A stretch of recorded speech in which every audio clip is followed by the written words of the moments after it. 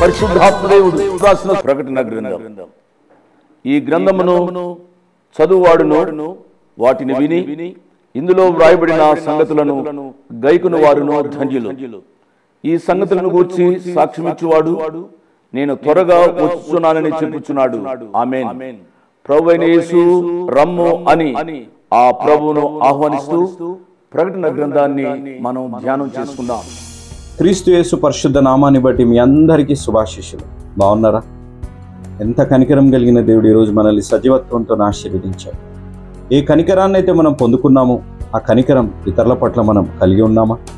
మనం సంతోషించి ఆనందించాలి. ఎందుకనగా మనం యేసు అనుచరులుగా మనం జీవిస్తే పరలోకమందు మన ఫలం అధికంగా అవుతుంది అనే ఆత్మీయ సత్యాన్ని మనం తెలుసుకోవాలి అనంటే రక్షణ సువార్త విని రక్షణ పొందాలి. ఇంత గొప్ప అవకాశాన్ని సద్వినియోగం చేసుకొని కోట్లాది ప్రజలు ఈ రక్షణ సువార్త వినేటట్టు వారు వెళ్ళలేకపోయినా వెళ్ళేలాంటి యేసుని పరిచర్యను ప్రోత్సహించి బలపరిచిన మా ప్రియులు, మా ఆప్తులు మిస్టర్ అండ్ మిస్సెస్ సతీష్ గారు, ఎస్తర్ రాణి గారు, వారిద్దరు బిడ్డలు శామ్యుయల్, స్టీఫెన్, ఇద్దరు ట్విన్స్, వారికి మంచి జ్ఞానం కొరికై దేవుడు వారు తోడై ఉండి వారిని ఆత్మీయంగా బలపడి మంచి ఆరోగ్యము, క్షేమాభివృద్ధి, దేవుడి దయందు మనుషుల దయందు ఎదిగే ఆత్మీయ అనుభవంలోకి దేవుడు నడిపించలాగున ప్రత్యేకంగా ప్రార్థిస్తాం. ప్రేమ నమ్మకం కలిగిన మా ప్రియ పరలోకపు తండ్రి, జీవం కలిగిన మా దేవ, మా ప్రియులు, మా ఆప్తులు సతీష్ గారు, ఎస్తర్ రాణి అమ్మగారి కొరకే మేము ప్రార్థిస్తున్నాం. వారిని దీవించి ఆశీర్వదించి ఇచ్చిన ఇద్దరు కవల పిల్లలు శామ్యుయల్ కొరకే, స్టీఫెన్ కొరకే 4 సంవత్సరాల బిడ్డలు ప్రభువా మంచి జ్ఞానము, భవిష్యత్తు, ఆరోగ్యము, ఆయుష్, ఆశీర్వాదాన్ని బిడ్డలకు అనుగ్రహించమని మేము బ్రతిమలాడుతున్నాం. మీ ద్వారా ప్రేరేపింపబడి చేసిన సహాయాన్ని బట్టి ఈరోజు ఒక్కాత్మైన రక్షణ పొందే అవకాశాన్ని, సంతానం లేని వారి జీవితాల్లో సంతానాన్ని అనుగ్రహించే అవకాశాన్ని ఈ రక్షణ సువార్తమైన రక్షణ పొందడం ద్వారా దయచేసినందుకు ఈ కుటుంబాన్ని మీరు నిండుగా దీవించి ఆశీర్వదించమని మేము బ్రతిమలాడుతున్నాం. తండ్రి, ఈ కుటుంబం మీ ద్వారా ప్రేరేపింపబడి చేసిన సహాయాన్ని బట్టి ఈరోజు ఎవరైతే రక్షణ తీర్మానం తీసుకోవాలని సిద్ధపడుతున్నారో, ఎవరైతే ఈ వాక్యం వింటున్నారో వారందరికీ మీ ద్వారా ప్రేరేపింపబడిస్తున్న వాగ్దానము, ఆజ్ఞ సంతోషించి ఆనందించుడి, పరలోకమందు మీ ఫలము అధికమగును. మత్తయి సువార్త 5వ అధ్యాయం 12వ వచనం, మీ తండ్రి కనికరము గలవాడే ఉన్నట్లు మీరును కనికరము గలవాడే ఉండుడి. లూకా సువార్త 6వ అధ్యాయం 36వ వచనం, తండ్రి ఆజ్ఞానుసారంగా జీవించి వాగ్దానం మా జీవితాల్లో నెరవేరే ఆత్మీయ అనుభవంలోకి నడిపించమని ఈ వాక్యం వింటున్న ప్రతి బిడ్డకి, రక్షణ తీర్మానం తీసుకోబోతున్న బిడ్డలకి, ప్రాముఖ్యంగా మా ప్రియులు, మా ఆప్తులైన మిస్టర్ అండ్ మిస్సెస్ సతీష్ గారు, ఎస్తర్ రాణి అమ్మగారు, వారిద్దరు బిడ్డలు తండ్రి శామ్యుయల్, స్టీఫెన్ని మీరు నిండుగా మెండుగా దీవించి ఆశీర్వదించి బలపరిచి నడిపించి మీ నామ మహిమార్థంగా ఈ కుటుంబాన్ని తీర్చిదిద్దమని యేసు నామం అడిగి వేడుకుంటున్నాము తండ్రి. ఆమేన్. Praise lord. ఎలా ఉన్నారమ్మా? ఎలా ఉన్నారు బాబు? అందరూ వచ్చారా? ప్రియ బిడ్డలారా, నేను మనవి చేస్తున్నాను, మీరు యవనస్తులు రాత్రుల్లో ఆలస్యంగా రావద్దు, లేటుగా రావద్దు. పెందలకడే పడుకోండి, పెందలకడే లేవండి. దేవుడు మిమ్మల్ని దీవిస్తాడు. దేవుని వాక్యాన్ని వినడం మీకెంత ఆశీర్వాదకరమో మీరు ఆలోచించాలి. నేను ఒక్కడే కాదు, ఎంతోమంది దైవజనులు మాట్లాడుతున్నారు. ఇది దేవుడు మనకిచ్చిన గొప్ప తరుణం. ఈ తరుణాన్ని మనం సద్వినియోగం చేసుకోవాలి. కొద్ది కాలానికి ఈ అనుకూలతలు ఉంటాయో ఉండవో మనం చెప్పలేం. దేవుడిచ్చిన ఈ సమయాన్ని సద్వినియోగం చేసుకోమని మరి ఒకసారి నా యవన బిడ్డలకు, కుటుంబీకులకు నేను మనవి చేస్తున్నాను. వాక్య ధ్యానంలోనికి వెళదాం. దానికి ముందుగా ప్రార్థన చేసుకుని వాక్య ధ్యానంలోనికి వెళదాం. కృపా సత్య సంపూర్ణుడు అయిన మా ప్రియ పరలోకపు తండ్రి, నీ కుమారుడు, మా రక్షకుడు యేసు ప్రభు వారి యొక్క అతి శ్రేష్టమైన నామంలో మీ పాద సాన్నిధ్యానికి వస్తూ ఉన్నాం. నిండు హృదయంతో మిమ్మల్ని స్తుతిస్తున్నాం, ఆరాధిస్తున్నాం. ప్రభువా, మీరు మా పట్ల కనబరుస్తున్న నిత్య ప్రేమ కొరకై వందనాలు, స్తోత్రాలు చెల్లిస్తున్నాం నాయన. ఈ యొక్క టీవీ పరిచర్య ద్వారా ఎంతమంది ఆధ్యాత్మికంగా మేలు పొందుతున్నారో వారందరిని బట్టి మీకు స్తోత్రాలు చెల్లిస్తున్నాం. ఈ వాక్య పరిచర్య ద్వారా రక్షింపబడిన ప్రియులను బట్టి మీకు స్తోత్రాలు, ఆధ్యాత్మికంగా ఎదుగుతున్న వారిని బట్టి మీకు స్తుతులు, స్తోత్రాలు చెల్లిస్తున్నాం నాయన. ప్రత్యేకంగా యవ్వన బిడ్డలను జ్ఞాపకం చేసుకుంటున్నాం ప్రభువా. మా దేశ భవిష్యత్తు యవనస్తుల మీద ఆధారపడి ఉంది.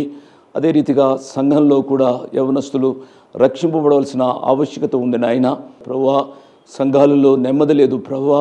మా సంఘాలు నాయన మీ యొక్క శరీరం వలె జీవించడానికి, ఐక్యత కలిగి జీవించడానికి, పరిశుద్ధత కలిగి జీవించడానికి, విధేయత కలిగి జీవించడానికి సహాయం చేయమని అడుగుతున్నానైనా. మా సంఘాలు మీ వాక్య పునాదిపై కట్టుబడే కృప దయచేయమని అడుగుతున్నానైనా. ఏ అవసరాలను బట్టి మీ పాద సాన్నిధ్యంలోనికి వచ్చి నాయన ప్రార్థనలో పాల్గొంటున్నారో వారందరినీ నిండారుగా దీవించండి స్వామి. ఈ వాక్య భాగం మా యొక్క వ్యక్తిగత కుటుంబ జీవితాలకు, సంఘ జీవితాలకు మేలుకరంగా దీవించుమని యేసు ప్రభు వారి పుణ్యనామమున స్తుతించి ఘనపరిచి వేడుకున్నాము తండ్రి, ఆమేన్. ప్రార్థనలో పాల్గొన్న మీ అందరికీ నా ప్రత్యేక వందనాలు. దేవుడు తన కృపా వాక్యం ద్వారా మిమ్మలను దీవించునుగాక. బైబిల్ తెరవండి. ప్రకటన గ్రంథం 12వ అధ్యాయము 6వ వచనాన్ని చదువుతున్నాను. ఆ స్త్రీ అరణ్యమునకు పారిపోయిను. అతడు వారు 1260 దినములు ఆమెను పోషింపవలని దేవుడు ఆమెకు ఒక స్థలము సిద్ధపరిచిండెను. ఆ స్త్రీ అరణ్యమునకు పారిపోయిను. అక్కడ సంరక్షణ కొరకై ఆ స్త్రీ అరణ్యానికి వెళ్ళినట్లుగా మనం గ్రహించాలి. దేవుని వాక్యంలో హోషియా భక్తుడు ముందుగానే చెప్పాడు. చూడండి, హోషియా గ్రంథం 2వ అధ్యాయము 14వ వచనాన్ని నేను చదువుతున్నాను. పిమ్మట దానిని ఆకర్షించి అరణ్యములోనికి కొనిపోయి అక్కడ దానితో ప్రేమగా మాట్లాడుదును. ఇది దేవుని యొక్క వాగ్దానం. ఈ వాక్య నెరవేర్పు ఇక్కడ మనం చూస్తూ ఉన్నాం. ఆ స్త్రీ అరణ్యమునకు పారిపోయాను. అచ్చట దేవుడు క్షేమంగా కాపాడుతాను, ప్రేమతో మాట్లాడతాను అని ముందుగానే వాగ్దానం చేశాడు. ప్రియులారా, మానవుని యొక్క జీవితం కూడా అరణ్యం వంటిది అని గత పాఠంలో నేను చెప్పాను. అరణ్యం వంటి మానవుని యొక్క జీవితంలో దేవుని యొక్క కృపా కార్యాలు మనం అర్థం చేసుకోవాలి. ఆమె అరణ్యానికి పారిపోయింది. అరణ్యంలో క్షేమంగా ఉందా అని అంటే సాతానుడు అరణ్యంలో కూడా ఆమెను వదిలిపెట్టలేదు. చూడండి, అదే ప్రకటన గ్రంథం 12వ అధ్యాయము 13వ వచనాన్ని నేను చదువుతున్నాను. ఆ ఘటసర్పము తాను భూమి మీద పడత్రోయబడి ఉండుట చూచి ఆ మగ శిశువును కనిన స్త్రీని హింసించెను. ఆ మగ శిశువు దేవుని యొద్దకును ఆయన సింహాసనం యొద్దకును కొనిపోబడిను అని 5వ వచనం చివరి భాగంలో మనం చదివాం కదూ. ఎప్పుడైతే మగ శిశువు ఆయన సింహాసనం దగ్గరకు ఆయన దగ్గరకు వెళ్ళిపోయాడో ఇక స్త్రీపైకి అతడు తన గమనాన్ని పెట్టాడు. స్త్రీని హింసించాలని ప్రయత్నం చేస్తూ వచ్చాడు. ఇశ్రాయేలు జనాంగాన్ని హింసించడమే సాతాను యొక్క పరమావిధిగా కనపడుతుంది. దేవుని యొక్క వాక్య భాగంలో మనం చూస్తూ ఉన్నాం. అరణ్యంలో ఇశ్రాయేలు ప్రజలను దేవుడు ఏ రీతిగా కాపాడుతూ వచ్చాడో మనకు తెలుసు. పాత నిబంధన గ్రంథాన్ని చదివిన వారికి తెలుస్తుంది. పగటిలో మేఘస్తంభముగా, రాత్రిలో అగ్నిస్తంభముగా ఆయన కాపాడుతూ వచ్చాడు. మన్నాను కురిపించాడు, పూరేళ్లను తినిపించాడు, బండలోంచి నీరును రప్పించాడు. నీళ్లు లేవు అని మోషే భక్తునిపై సణుక్కుంటూ ఉన్నప్పుడు బండలోంచి నీరును రప్పించాడు. ఎంత గొప్ప దేవుడండి! అసాధ్యమైన కార్యాన్ని సాధ్యం చేసి ఆ ప్రజలను ఆయన పోషిస్తూ వచ్చాడు. ఒక సత్యాన్ని చెప్తున్నాను, ప్రియ తమ్ముడు, ప్రియ చెల్లెమ్మ, జాగ్రత్తగా ఆలోచించాలి. అరణ్య జీవితము ఫలభరితమైన జీవితానికి నాంది అని గ్రహించాలి. నీవు ఫలభరితమైన జీవితాన్ని అనుభవించాలి అనగా అరణ్య అనుభవం గుండా వెళ్ళాలి. అరణ్య అనుభవం గుండా వెళితేనే కానీ ఫలభరితమైన జీవితాన్ని నీవు జీవించలేవు. దేవుని యొక్క వాక్యం సెలవిచ్చేది ఏమిటి అనగా, యెషయా గ్రంథంలోంచి ఒక మాట నేను చదువుతున్నాను. యెషయా గ్రంథము 43వ అధ్యాయము 19వ వచనాన్ని చూడండి. ఇదిగో నేను ఒక నూతన క్రియ చేయుచున్నాను, ఇప్పుడే అది మొలుచును, మీరు దానిని ఆలోచింపరా? జాగ్రత్తగా వినాలి. నేను అరణ్యములో త్రోవ కలుగు చేయుచున్నాను, ఎడారిలో నదులు పారచేయుచున్నాను. నేను ఏర్పరచుకున్న ప్రజలు త్రాగుటకు అరణ్యములో నీళ్లు పుట్టించుచున్నాను. ఎడారిలో నదులు కలుగు చేయుచున్నాను. దేవుని నామానికి స్తోత్రం. అరణ్యంలో కూడా నదులను పారజేసిన వాడు. అరణ్యము వంటి నీ జీవితంలో కూడా ఆయన కృపా కార్యాన్ని చేస్తాడు అనే విషయాన్ని నేను జ్ఞాపకం చేస్తున్నాను. మంచిది. ఒక సత్యం, ఆ స్త్రీ అరణ్యానికి పారిపోయింది. దేవుడు ఏం చేశాడు అనగా ఆ స్త్రీని 1260 దినములు పోషించాలి అని ఒక స్థలాన్ని సిద్ధపరిచాడు. ఇక్కడ మనం గమనించవలసింది ఏమిటి అనగా 1260 దినములు అనగా 3.5 సంవత్సరాలు. ఈ బాధ ఆమెకు 3.5 సంవత్సరాలే. ప్రియ తమ్ముడు, ప్రియ చెల్లెమ్మ, నువ్వు బాధలు గుండా వెళుతున్నావా? అనారోగ్యం గుండా వెళుతున్నావా? అప్పులు బాధలు గుండా వెళుతున్నావా? మానసిక నెమ్మది లేదా? కుటుంబంలో నెమ్మది లేదా? బిడ్డలు మాట వినటం లేదా? ఎందుకు ఈ బ్రతుకు అని నిరాశ నిస్పృహలో ఉన్నవా? ఒక మాట చెప్తున్నాను.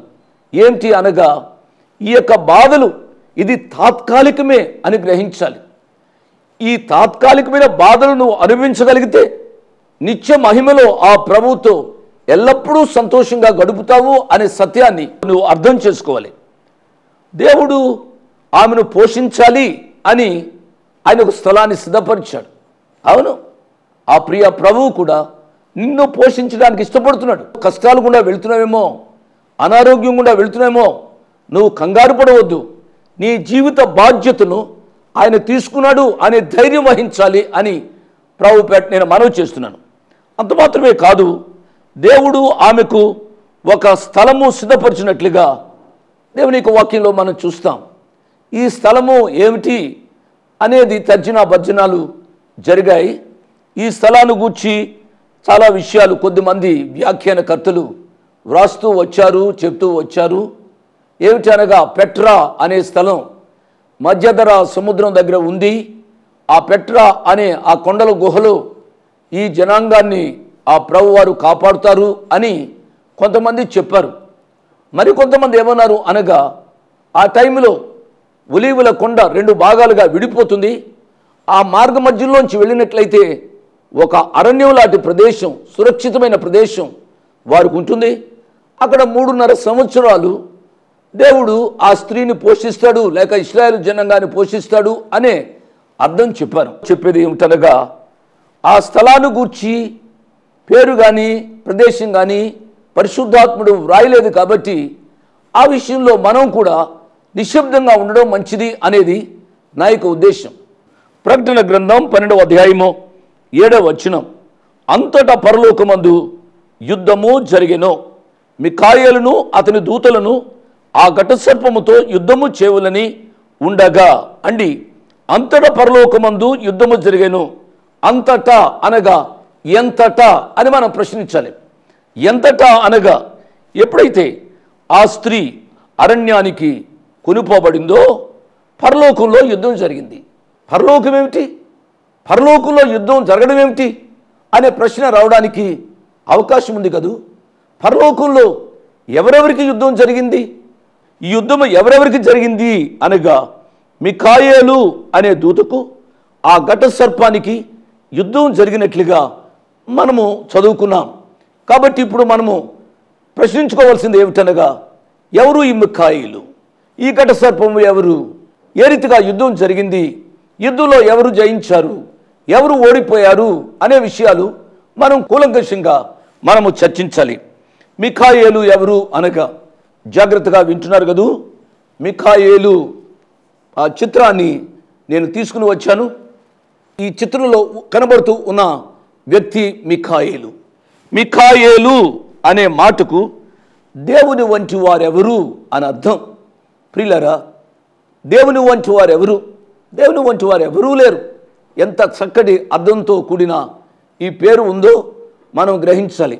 ఈ మిఖాయేలు ఎవరో మనం అర్థం చేసుకోగలిగినట్లయితే ఈ మిఖాయేలు ఎవరితో యుద్ధం చేశారో మనము ఆలోచించవచ్చు. ఈ మిఖాయేలు ఎవరు అనగా దేవునికి వాక్యంలోంచి కొన్ని విషయాలు నేను చెబుతాను. యూదా గారు వ్రాసిన పత్రిక ఒకే ఒక అధ్యాయం 9వ వచనం మీరు చూడండి. అయితే ప్రధాన దూత అయిన మిఖాయేలు అపవాదితో వాదించచ్చు. ఎవరు ఈ మిఖాయేలు? ఈ మిఖాయేలు ఎవరు అనగా ఈ పత్రిక ప్రకారము ఆయన ప్రధాన దూత అని గ్రహించాలి. రెండవది మనం చూసినట్లయితే దానియేలు గ్రంథం 10వ అధ్యాయము 13వ వచనం, పారసీకుల రాజ్యాధిపతి 20 దినములు నన్ను ఎదిరించను. ఇంకా పారసీకుల రాజుల సముఖమున నేను నిలుచుండగా ప్రధానాధిపతులలో మిఖాయేలును ఒకడు నాకు సహాయము చేయవచ్చును. ఎవరు ఈ మిఖాయేలు అనగా ఆయన ప్రధాన దూత నెంబర్ 1, నెంబర్ 2 ఆయన ప్రధాన అధిపతి నెంబర్ 2, నెంబర్ 3 అదే దానియేలు గ్రంథం 12వ అధ్యాయము 1వ వచనాన్ని చూసినట్లయితే ఆ కాలమందు నీ జనుల పక్షమున నిల్చునట్టి మహా అధిపతియగు మిఖాయేలు వచ్చును. ఆయన మహా అధిపతి అని దేవుని యొక్క వాక్యము సెలవిస్తుంది. అంత మాత్రమే కాదు ప్రియులారా, పౌలు గారు తెస్సలోనికై సంఘానికి వ్రాస్తూ మొదటి పత్రిక 4వ అధ్యాయము 16వ వచనంలో చూస్తే ఆర్భాటముతోనూ ప్రధాన దూత శబ్దముతోనూ దేవుని బోరతోనూ పరలోకము నుండి ప్రభు దిగువచ్చును. దేవునామానికి స్తోత్రం. ఆ ప్రధాన దూత శబ్దము అది మిఖాయేలు. కాబట్టి ఎవరెవరికి యుద్ధం జరిగింది అనగా మిఖాయేలుకు ఆ ఘట సర్పానికి యుద్ధం జరిగింది అని చెప్పుకున్నాం కదా. ఈ మిఖాయేలు ఎవరో దాదాపు 4-5 విషయాలు నేను చెప్తూ వచ్చాను. కాబట్టి ప్రియ తమ్ముడు, ప్రియ చెల్లి, మన యొక్క జీవితాల్లో కూడా యుద్ధాలు జరగడానికి అవకాశం ఉంది.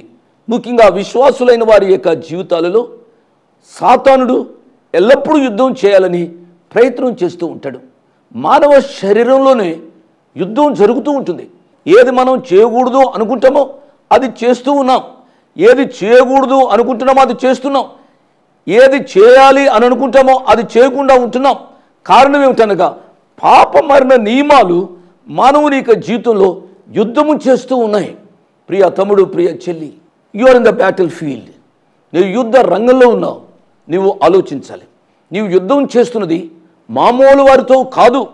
పౌలు గారు ఎఫెసీ సంఘానికి వ్రాస్తూ ఆయన అన్న మాట ఏమిటి అనగా ఎఫెసీలకు రాసిన పత్రిక పౌలు గారు 6వ అధ్యాయము 12వ వచనంలో ఏలయనగా మనము పోరాడునది శరీరాలతో కాదు గాని ప్రధానులతోనూ అధికారులతోనూ ప్రస్తుత అంధకార సంబంధులకు లోకనాథులతోనూ ఆకాశ మండలమందున్న దురాత్మల సమూహములతోనూ పోరాడుచున్నాం. ప్రియ తమ్ముడు, ప్రియ చెల్లెమ్మ, నీవు అర్థం చేసుకోవాలి, నీతో పోరాడేవాడు he is not a ordinary person. నిన్ను జయించాలని, నిన్ను లొంగదీసుకోవాలని ప్రయత్నం చేసేవాడు. అతని యొక్క శక్తి స్థితిని నీవు గ్రహించాలి. యుద్ధానికి వెళుతున్న నీవు, యుద్ధ భూమిలో ఉన్న నీవు నీ శత్రువుని అంచనా వేస్తేనే కానీ నీవు జయించలేవు అనే సత్యాన్ని నీవు అర్థం చేసుకోవాలి అని ప్రభు పేరిట నేను జ్ఞాపకం చేస్తున్నాను. మంచిది. ఈ సమయంలో మిఖాయేలు గూర్చి మనము చెప్పుకున్నాం. ఈ మిఖాయేలుతో పోరాడుతున్నవాడు ఎవరు అనగా ఆయన ఘట సర్పము అని దేవుని వాక్యంలో మనం చదువుకున్నాం. ఆ ఘట సర్పమును దాని దూతలను యుద్ధం చేసిరి అని దేవుని యొక్క వాక్యంలో మనం చూస్తాం. కాబట్టి ఇప్పుడు ఆ అపవాది ఎవరో కొన్ని విషయాలు నేను చెప్తాను. ఈ అపవాదిని గూర్చి 9వ వచనంలో 4 విషయాలు రాయబడ్డాయి.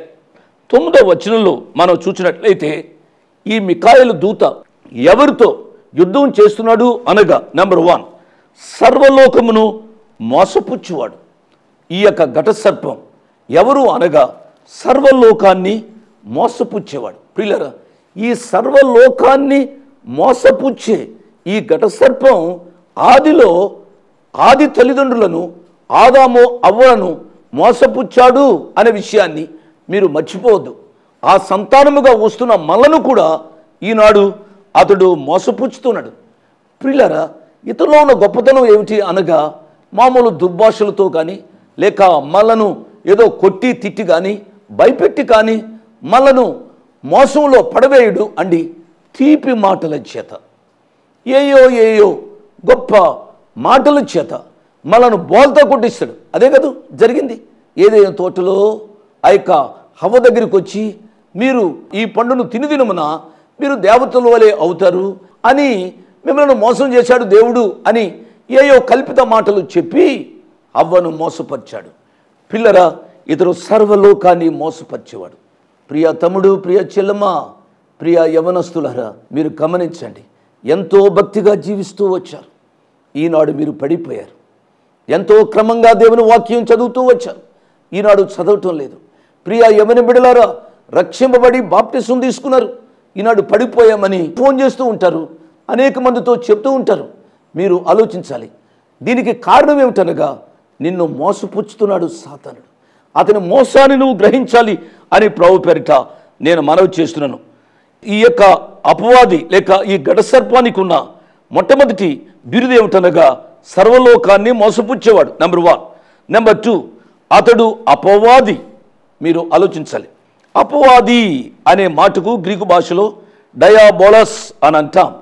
ఈ అపవాది పని ఏమిటి అనగా సహోదరుల మీద నేరం మోపడమే వీడి పని. సహోదరుల మీద నేరం మోపడమే. గమనించాలి, దీన్ని ఇంగ్లీష్లో ఏమంటామంటే డెవిల్ అని అంటారు. డెవిల్ అనగా దయ్యం. వీడిని చూడండి, దయ్యంలా ఉన్నాడు అని అంటాం, డెవిల్. ఇంకొక మాట ఇంగ్లీష్లో ఏమిటనగా ఎక్యూజర్ అని అంటాం, నిందించేవాడు కదూ. అతడు అపవాది అనగా ఇతరులను నిందించేవాడు, ఇతరుల మీద చెడు చెప్పేవాడు. ఇదే కాదు జరిగింది. ఆ దేవుని యొక్క సముఖంలో దేవతలు వచ్చినప్పుడు ఈ యొక్క అపవాది కూడా దేవుని దగ్గరికి వెళ్ళాడు. దేవుని దగ్గరికి వెళ్ళి ఏం చేస్తున్నాడు ఈ అపవాది?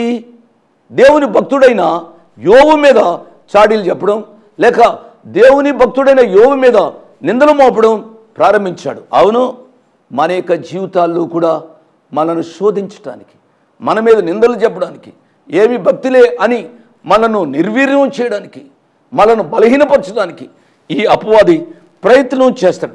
వారి యొక్క కుయుక్తిని ఎరగాలని నేను మనవి చేస్తున్నాను. 1, సర్వలోకమును మోసపుచ్చేవాడు. 2, అపవాది సహోదరుల మీద నేరాలు మోపేవాడు. 3, సాతాను. ప్రియులరా, అతని పేరు సాతాను. ఇంగ్లీష్లో యాడ్వర్సరీ అని అంటాం, విరోధి. మత్తయి సువార్త 4వ అధ్యాయం 10వ వచనం మీరు క్విక్గా చూస్తే యేసు వానితో మాట్లాడుతున్నాడు. సాతానా పొమ్ము, ప్రభు అయిన నీ దేవునికి మ్రొక్కి ఆయనను మాత్రము సేవింపవలెను. సాతానా, ఇతని 3వ పేరు సాతాను అని మనము గ్రహించాలి. 4వది ఏమిటి అనగా మనం చూస్తాం చూడండి, సాతాను అనియు పేరు గల ఆది సర్పం, ఓల్డ్ సర్పెంట్. ఈ యొక్క ఓల్డ్ సర్పెంట్, ఆది సర్పం అని ఎప్పుడైతే అన్నానో మన యొక్క మనసులు ఇమ్మీడియట్గా ఆదికాండం 3వ అధ్యాయం మీదకి వెళ్తాయి.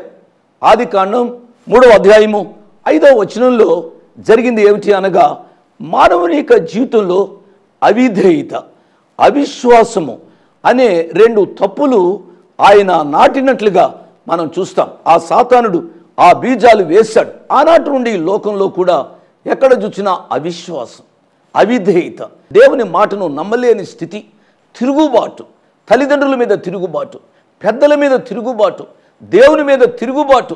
ఎవరు తెచ్చారా అంటే ఈ ఆది సర్పము తెచ్చినట్లుగా దేవుని యొక్క వాక్యంలో చూస్తాం.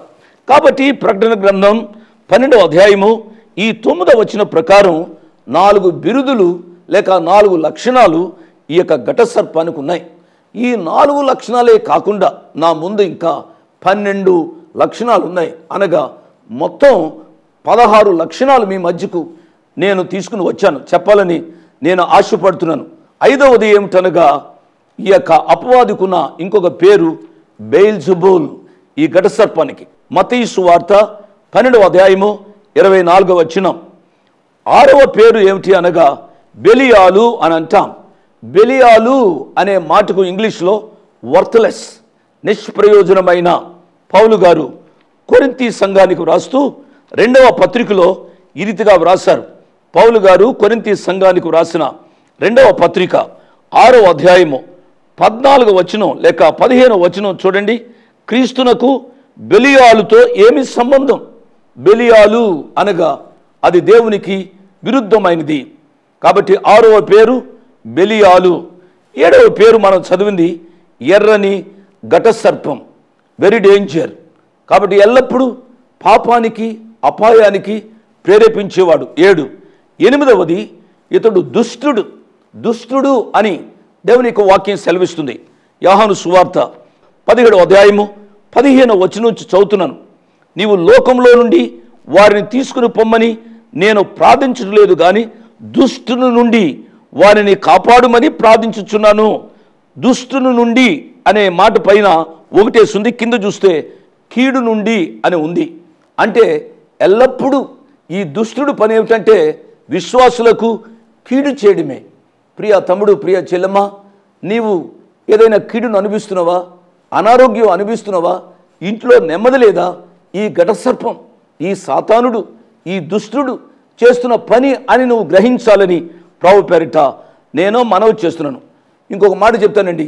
9వ పేరు ఏమిటనగా ఈ యుగ సంబంధమైన దేవత మనోనేత్రాలకు గుడ్డితనం కలుగు చేస్తుంది.